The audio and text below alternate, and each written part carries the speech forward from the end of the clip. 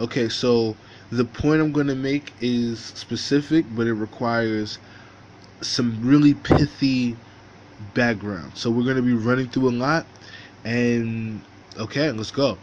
Let's start with separatist feminism, and we're going to use the Scum Manifesto written by Valeria Solanas in the late 60s as the manifesto for separatist feminism. So, separatist feminism, to be clear, is a subgroup of feminists that feel that women are superior to men, and men are also not even absolutely necessary at all.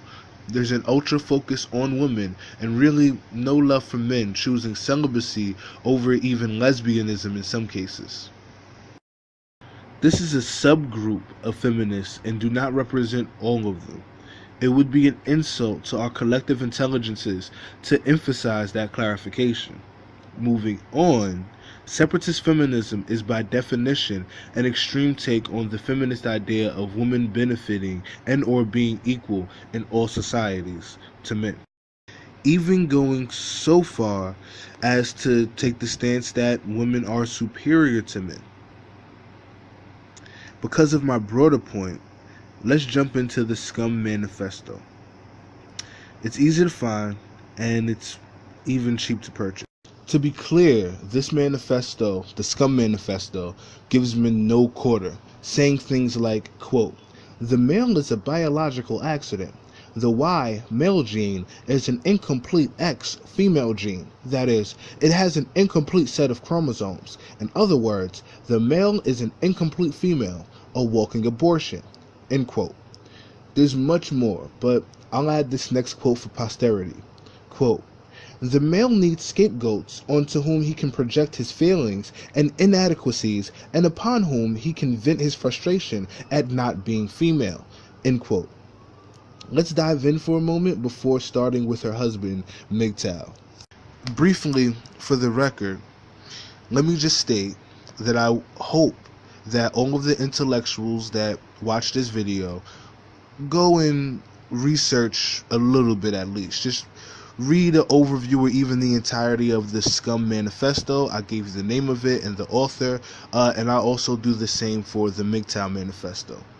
So, speaking of the Scum Manifesto, this manifesto itself speaks of a clear and a direct disdain for even the idea of man. Society's ills are on the shoulders of men and can literally be fixed by taking responsibility and power away from them indefinitely. Women must be self-reliant. After all, men have proven themselves less capable than, even envious of women, whom he manipulates and wants to be. This position is extreme, to say the least. Before I opine and give my opinion, let's give Mgtow his fair shine. After all, he is the man in this relationship, right? Mgtow 5. Mgtow, Mgtow, Mgtow, Mgtow. It stands for Men Going Their Own Way. It's a proud subgroup of the men's rights movement, which is the parallel, and some see it as the counter, to the feminist movement. This group, in its advocacy, talks of limiting relationships with women to sex, living a life exclusionary of women, and living a life that includes self-reliance and self-governance. For the sake of citation, I'll be using the Mgtow Manifesto, which is cited to be from menforjustice.net. My phrasing is intentional. Though limited words are given directly to women, their position is clear even when it's only implied. One example is, quote, "Women have other qualities not interesting to men because we don't need them. Feminism will be the price women pay for enjoying masculinity in men." Emphasis theirs. Another illustrative quote is as follows, quote, "We will hold women equally accountable to men and ignore and shun any who refuse to take responsibility for their own circumstances.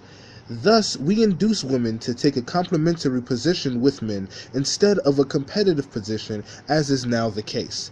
End quote. This manifesto implies that there is a threat to men perpetuated by society. There's a call for self-reliance and pride, unnecessary to advocate for if it wasn't perceived as missing. The solution proposed also includes making women nurturing, supportive, and responsible. The manifesto is admittedly short, but I mean, it's equally clear.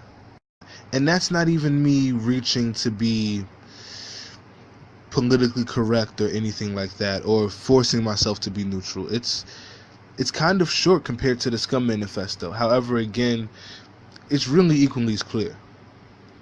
So, all in all, as I think you can see from at least how I presented my argument, this is a married couple. Sure, they fight and, they mostly talk about the deficiencies of their partners, bad mouthing even the neutral or positive qualities, but they speak the same language. They share the same theme. They share a dream of independence that's expressed just from the views of different cultures. My sex is oppressed and chagrined, and yours is to blame. Therefore, my sex must unite against you for my sex to finally gain. That song is their wedding song. Those lyrics are found in their wedding vows.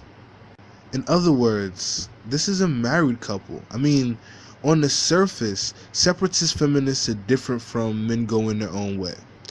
One is for men and is by men, one is for women and is by women.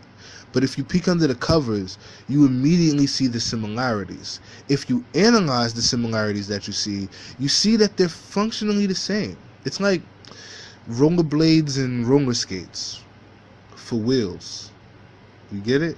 You get it? For reals, for wheels. In conclusion, yeah, I personally disagree with both positions and I prefer a more inclusive approach. However, this video is about comparing these ideologies and pointing out that in seeking to be different, they have a huge common ground called extremism. Peace.